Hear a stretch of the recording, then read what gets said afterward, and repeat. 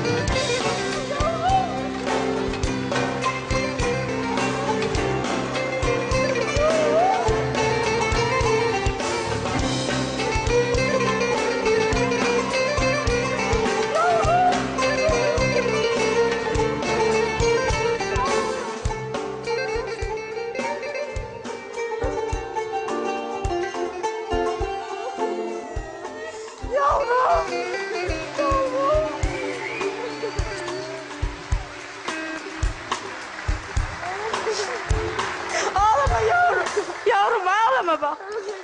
Ağlama yavrum. Ne ağlama yavrum? Yavrum ne bekledin? Yavrum.